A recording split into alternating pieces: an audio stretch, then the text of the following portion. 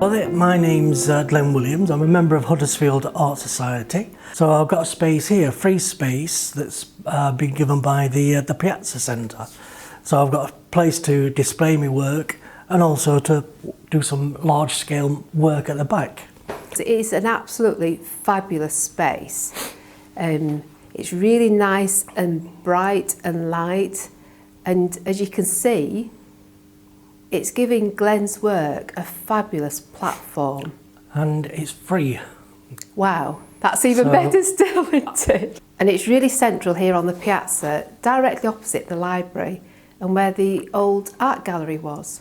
So it's an ideal situation. So Glen, do you want to show us some of your paintings and tell us some of the stories? Yeah, I can start on that side if you like. Yeah.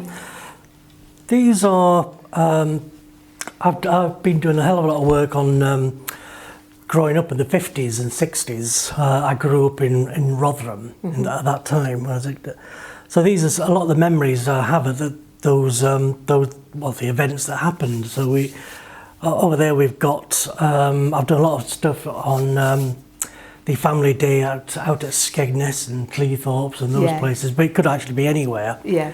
But one of my memories is that the whole family would go. There'd be aunties, uncles, cousins, and a lot of the times we'd have what they used to call charabangs, just a coach. Yeah. We'd all sort of pile onto that and off we go for the day. Yeah. And to take the sandwiches and stuff.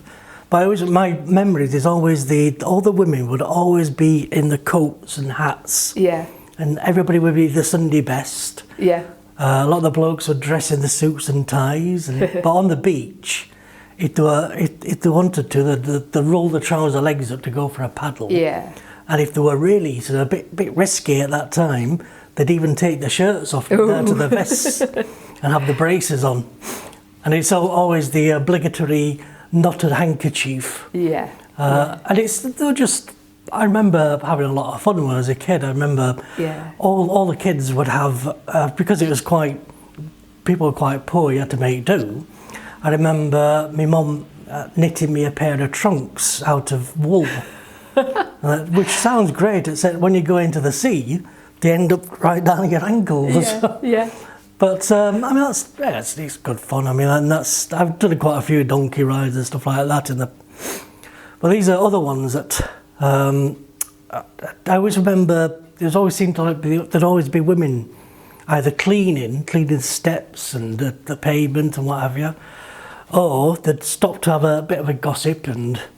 This one I've called, I'm not one to talk, but it's amazing how many people come in and have a look round and go, oh yeah, I remember my mum doing that, They're cleaning the steps. Yeah. This one here, I've been doing lots of drawing. I like to draw a hell of a lot, and I like charcoal. And I like to draw on not just paper, but anything I can find. And this is on added lip to wallpaper. That someone's throwing a roll out,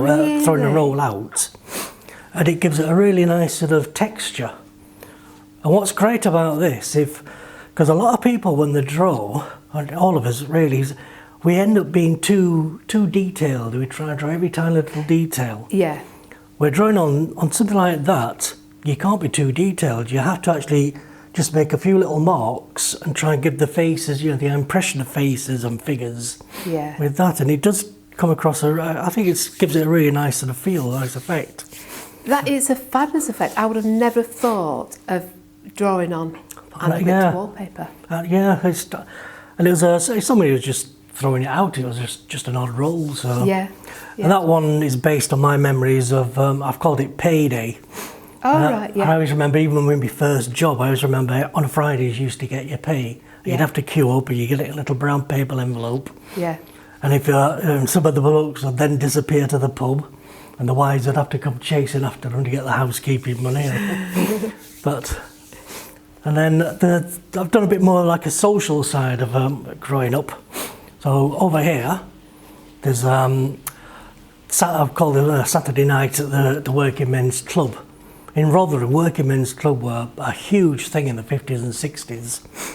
The 60s, we had the Working Men's Clubs had some really big name stars at that time. I remember people like Tom Jones and Dusty Springfield. All those names are playing at the working men's clubs. It was a big event for people. And it was cheap beer, and you always had a turn on. You always had a comedian or a band. And I always remember if the comedian or the band went over their allotted time, I think it's around about 9:30 or something, that's when bingo started. And if they went over that time, they'd pull the plugs on them. And I've seen many a band do that, because bingo was the main thing, you know. Yeah. And but they were great, they were interesting time. And also I remember even when I was going there in the early 70s, late 60s, early 70s, although you had women behind the bar, women weren't allowed to buy a drink. Right. Which is, I don't think it go down too well these days. This are my days on Millmore, when supporting Rotherham United. And I've called this one 8-0, because it always seemed as though we were losing. That's what, hence all the guys have got their head in their hands. But it's football those days was mainly just blokes would go to football. But, the pub one, which actually I've had that for a few years. That won a prize a couple of years ago in the Huddersfield Art Society thing. Yeah. That's based on my memories of when you stood outside the tap room when you were a kid waiting for your bottle of lemonade and your bag of crisps. And every time that tap room door opened, you just got a smell of beer and tobacco. And you could hardly see anything in there because of all the smoke. Yeah. And that was just, give that impression of it. Well, it's a really atmospheric painting. I love that one. Yeah, I like it because I didn't use, I kept the colours down to a minimum. And I think it gives it I think you get that feeling that. And is that done in oils, Glen? Oh no, all these are acrylic. Right. I use acrylic a lot. Yeah. Except for when I'm drawing in charcoal or Conte crayon. The one below, that's sort of mixed media, so I've actually used a lot of printed out images. I've used a lot of printed out images for that. And you always had those corner shops. I think it's represented by the Ronnie Barker series, Open All Hours, where they just sold everything. And it's that sort of idea. And I remember the pits because my dad was a steelworker, but my granddad was a miner. And he came from Womwell, which is a big mining area near Barnsley. So I always remember that. But it's, and the top one is another drawing. It's a charcoal drawing, and that again is done on the back of wallpaper. I had an old roll of wallpaper during lockdown. I had this huge roll of wallpaper, so I've been doing lots of charcoal drawings on various things. But I think I love charcoal because it gives it a really nice atmospheric feel to it. You can really, you can give it a very ghostly sort of feel. I did do a degree in fine art in the 70s. Yeah. But I actually didn't do very much with it. Life gets in the way, so bills have to be paid. Yeah. And so I didn't really do anything for about 40 years. And then about 4 or 5 years ago, I found myself in quite a dark place, mental-wise, but all sorts of mental health issues. And I started drawing again. And it was a way of exorcising some of the stuff that was going through my head. Yeah. And I think I probably did about 20 or 30 of these things. Just everything that was going through my head at that time, the sort of paranoia, the isolation, all the things that I was feeling. And I just found it fantastic therapy. It's something I keep pushing for people. For mental well-being, there's nothing better than art or any form of creativity, because it's just amazing, really. Yeah. And these are just all done on tissue paper, stuck on cardboard, and just Conte crayon mainly, and with a bit of white emulsion, some of them. Oh, right. So what's given the texture that's just the tissue? Tissue paper stuck on. Right. I'd had some old cardboard boxes. Yeah. So I just applied tissue paper on them and laid drying and started drawing on it. But I think it adds to the disturbing feel of it. Very evocative. I think Very. yeah, a lot of people like them, but also find them a bit disturbing, which I suppose, given this my state of mind, I think it's it's to be understood. But sometimes it is good for art to be a bit disturbing. Oh isn't yeah, it? yeah. The amazing thing is that I've tried to do stuff like that again, and I can't because I'm not in that frame of mind Yes, anymore. yeah. So, Yeah. which is a good thing. Good thing. Good thing. Yeah. On this wall, I like to do lots of different things. I like to experiment a bit. A lot of these are, I did a lot of urban landscapes, and so if I lived in London for a while, but I always like sort of places like London, New York, those big cities where it's just bright lights, and I also like it when it's raining as well, because you get that very sort of eerie effect on a lot of things. So these are just collages mainly with paint put on with a roller. Okay. And so there's bits of magazine that I stick on the paper, and then just with like a couple of printing rollers, I then apply the ink, and I might use bits of wood to add little bits, sort of these sort of effects, like windows. But I think they work quite well. I think they give a nice sort of feeling of a busy city at night, and you can, like with just a few flicks of paint, a little bit of paint on rollers, it does give you a nice effect. And this one's a pastel. I got really into pastels, and I love soft pastels. I think they're great. Yeah. And these are a couple more of me drawings on Anadlipto. Yeah. Sort of memories of the old dustmen when they used to use the heavy metal bins. The ones over here, I do a lot of industrial work as well. I love industrial stuff. So some of these are actually just, I suppose, the mono prints. I put the paint on with rollers, and that's and just then use little pieces of card or something to put the fine detail on. So the overall feeling is just it's just that sort of a roller, a print roller doing it, and same with that one and that one as well. Right. Yeah. But I think it gives you a nice. This is an old building that still exists in Rotherham. Yeah. It's empty, and the big one at the end. I did say that I'd did a degree in fine art in the 70s, and for about 2 months I went into a place called Huddersfield, the Steelworks. It's where Meadow Hall is built now, so it's all been knocked down. But my dad worked in there, and for a couple of months I just went in there, did lots of drawings and work. My dad's the one on the left, this one. Ah, right. But then I sort of forgot all about him. After I left college, I didn't do anything, and I thought I'd lost everything, all the sketchbooks and stuff. Yeah. And then when I got back into painting a couple of years ago, I found some of my old sketchbooks. Yeah. So I've been doing a lot of paintings based on those drawings, and this is one of them. Oh, how lovely. Which I think is quite a powerful feel. It gives you that feel of heat. Because I remember when I was at school, and we had trips. We used to have a trip. We had a trip to the Steelworks, a trip to the mines. Yeah. And I think they were basically saying, this is where you lot are going to be working, to get used to it. And I remember going into the Steelworks, and it was terrifying. It was just noise, heat. You just got those blast furnaces roaring. Yeah. And so, although this was a smaller furnace, it's not one of the big ones, I still wanted to try and give that feel that this was like walking into Dante's Inferno. That sort of feel. So I like to think that that's gives that feel to it. Yeah. Brilliant. And then, just more recently, you started working on 3D structures. I've been getting into sculpture. It's been starting small. So I've been doing figures like this, which is just